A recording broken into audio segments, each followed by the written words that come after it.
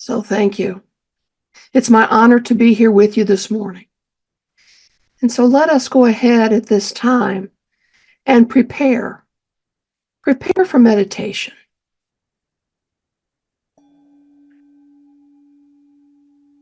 And so we gently and slowly breathe into this moment. We breathe into the truth of who we are. For we are that Christ light shining in this physical plane. And as we breathe into our heart space, that place Charles Fillmore referred to as the abode of God, we breathe into this space with every essence of our being, knowing that we are each here for a divine purpose. And as we move through this time, we do so, opening our hearts and our minds to the wonders of who we are and the wonders of the world around us, to the wonders of universal knowing and consciousness, the wonders of that pure, divine, unconditional love. And we breathe into this, knowing in gratitude for this community, for the technology that brings us to this place, for the technology that offers us the opportunity to be together across the miles. For as we open this space, as we open our hearts and our minds, we know that we are connected heart to heart, spirit to spirit. For in the realm of divine love and divine consciousness, there is nothing that is not present in this moment. And so as we breathe into this and open our hearts to reminders of information, to reminders of the lessons that are ours, we also open our hearts to anything new that may come our way. And for this, we are grateful. And so I invite you to take this time of opening your being to all that is into a few moments of silence. And in this silence, we are grateful.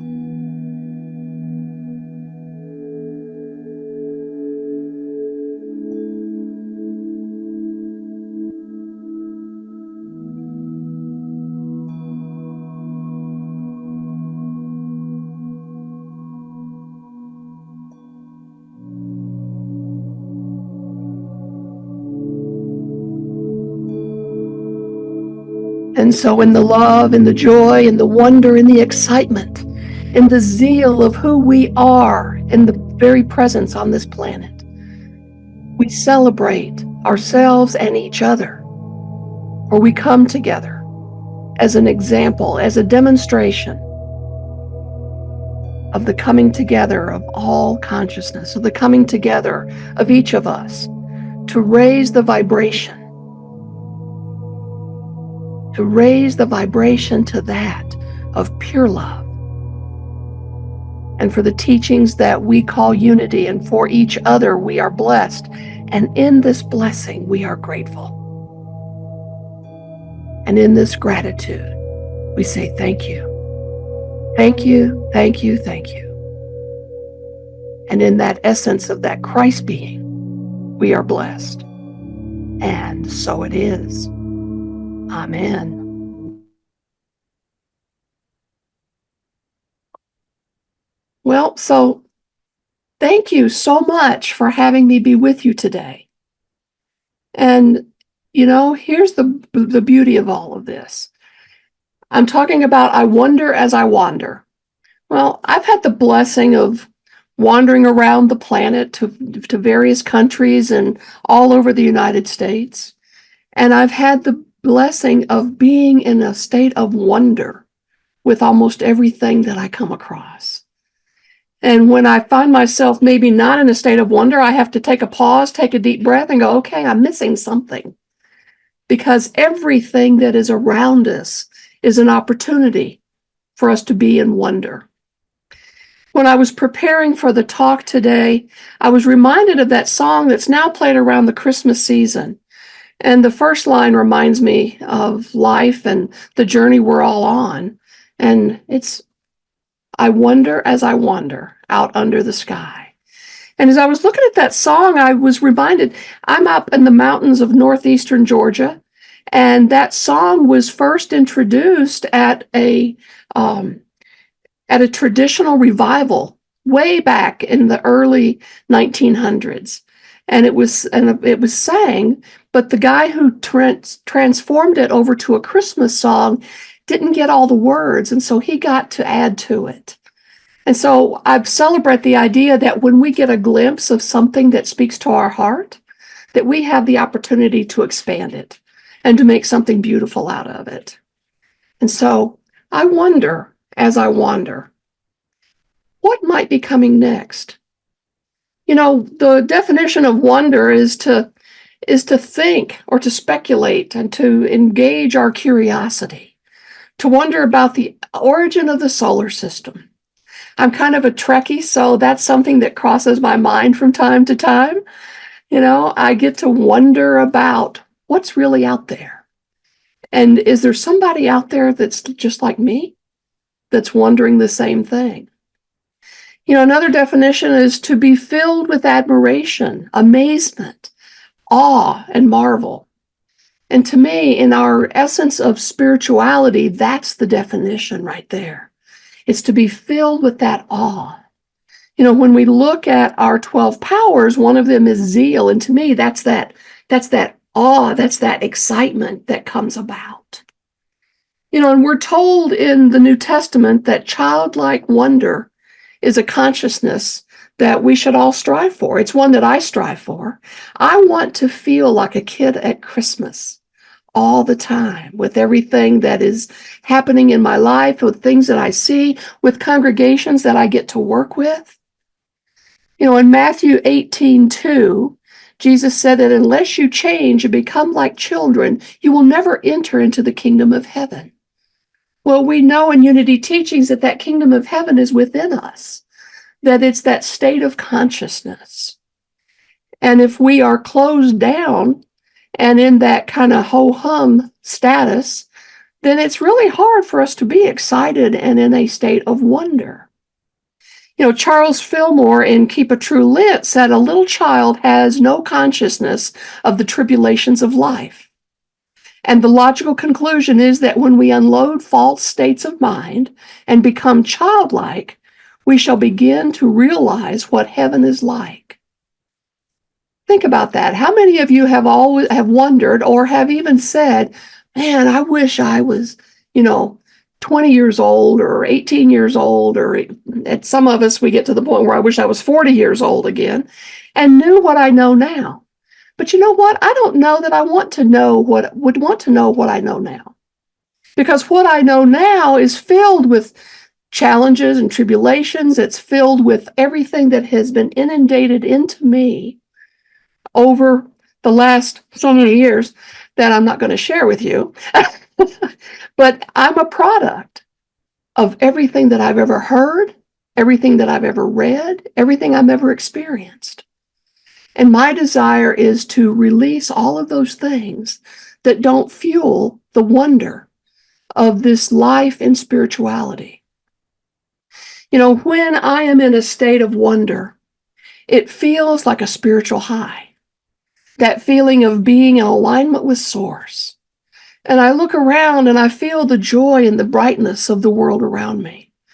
It was beautiful up here on the mountaintop yesterday, and if I go out my front door, it's the morning sun. And I went out yesterday morning, even though it was a little chilly. I think it was about 40 degrees. But I went out and the sun was so bright, it warmed me. And I didn't feel the temperature of the air because the sun was just filling me with that warmth, that brightness. And it reminds me of what it's like when we're in alignment with Source. No matter what the outside might be like, but we are totally filled with that warmth of spirit. We're filled with that brightness of the divine essence that we are. And so, as I look around and feel, I want to live in that state of consciousness. It feels good. It feels good to be there and to live in that essence. All too often we get stuck in our heads, trying to figure things out and make sense out of them. And much of the time it really has no bearing on us, but we get stuck there. We'll see something that goes on and then all of a sudden we go down that rabbit hole.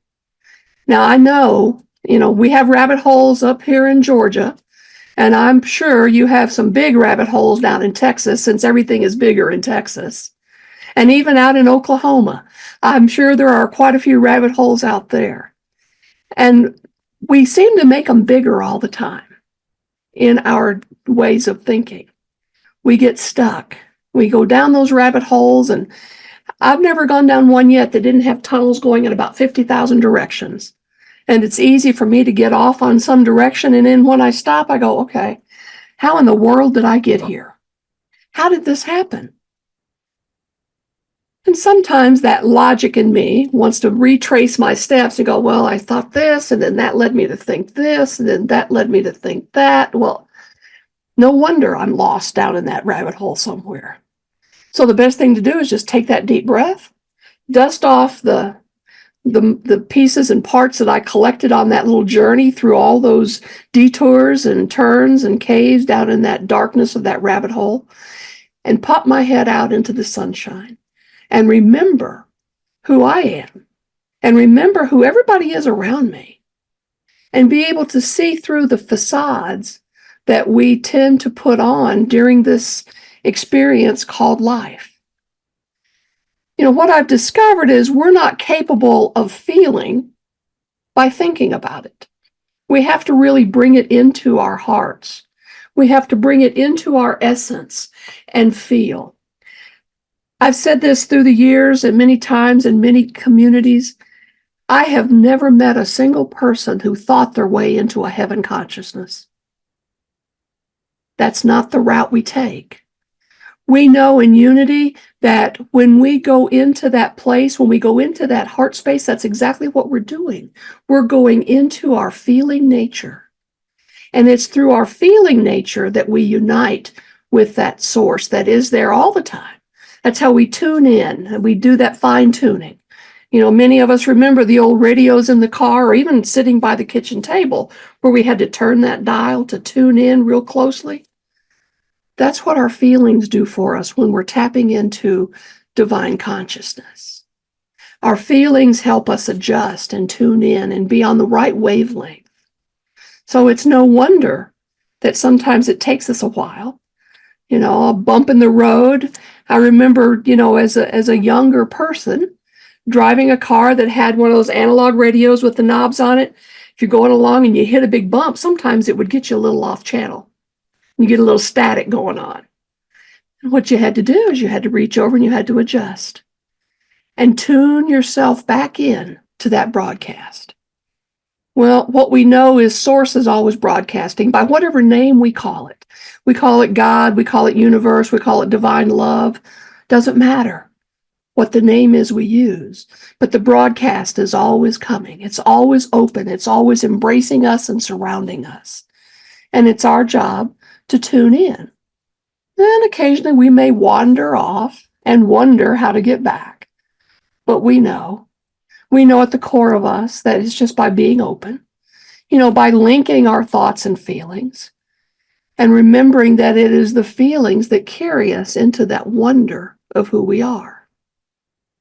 So, can we play a little game for a few minutes? Let's play the what if game. What if we faced our days from that place of wonder and awe, from that foundation of joy? What if we met each person with awe and wonder in our hearts? And what if we shared that energy with them? Would we make a difference in the world? Probably so. Probably a big difference in the world. When I talk about that, it reminds me of the Nabisco company and what they did at a marketing campaign back in 2013 with the Oreo cookies. I don't know if you remember it or not, but I remember watching those commercials and just feeling good inside. I had fun with the metaphysical interpretation of them. Would you like to see one of them to remind you what I'm talking about? I'm happy to share that with you.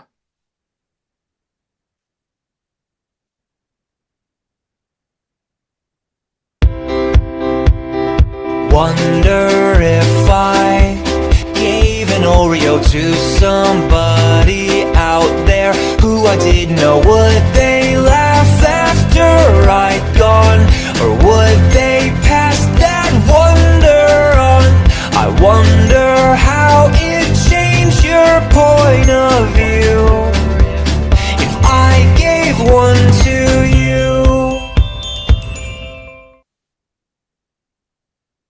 Now, wasn't that fun? You know, when that first started playing, I just now got goosebumps because my mind took it into, I wonder if I gave joy, if I gave a smile, would they pass it on? Would it do something? Would it change for them? You know, now that we're all hungry for an Oreo cookie, so let's pause for a minute and imagine a world of awe and wonder, being filled with the joy of this consciousness. What would that world look like? What would it feel like? I mean, that to me is amazing for us to be able to do that and bring ourselves into that place. We're all taught in Unity that holding an image and consciousness is the beginning of attracting that into our reality. So close your eyes for just a second and bring that image into your being. Bring that image into your being of being so filled with joy and awe and divine love that you share that with those around you. Maybe you want to pack it into something that looks like an Oreo. Doesn't matter. But the idea is that from within us, we share that joy. Because as within, we know that it begins to create around us and outside of us. And we claim this for ourselves and the world around us. So you can open your eyes. But we know that as we image things, we are in that creative process. That's one of our first steps that we teach in our creation process. So I invite you as you go through your day, through your week, through your month.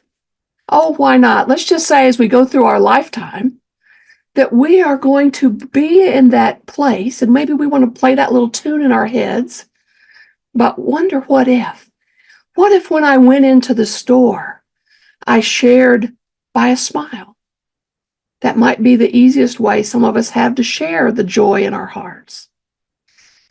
What if every time we came across somebody, and especially someone that we don't know, or especially someone that may have kind of a scowl on their face, what if we shared some joy with them? Maybe a glance, a twinkle in our eye, a smile on our face, a soft word of recognition. Don't you think that would change the world? It changes me when I do that, and it offers me an opportunity to have a part. It may be a small part, it may be a big part, I don't know. Because what we do realize is we never know what seeds we're planting whenever we're kind and loving to someone else. It's interesting because I try to practice that. I try to practice when I go somewhere and I'm working with maybe wait staff or a cashier or a stock person or a sales clerk, that I call them by name. If they don't have a tag on, I ask them, what's your name? And recognize them and see them. We seem to be living in a world of invisible people, and it's our opportunity to begin to change that. Nobody has to be invisible. And my prayer is that I see everyone so that I may share with them that joy and see them, let them know that they're seen, and recognize the beauty within them. No matter what the outer trappings are, we know that within each and every one of us and each and every aspect of creation, that there is that divinity within. And so as we claim that for ourselves, as we remember that little jingle, we share that with the world around us. We make a difference. I'm a Starbucks fan. And so the only Starbucks in my little town is actually in the grocery store. So no drive-through for me, well, locally at least. But I went in one day, and I'd been going in for quite a while, and I walk up to the counter, and the young lady behind the counter, she turned around and she just went, "Hi." She goes, "I need to tell you something." And I went, "Okay." I'm thinking, all right, what's going on? She said, "I love it when you come in here." And I went, "Really? Why?" And she goes, "Because you're always smiling and you're always so nice to us and you always have something kind to say." She said, "When you walk in, no matter how things have been going, the day becomes brighter." And that's what I'm asking that we all do.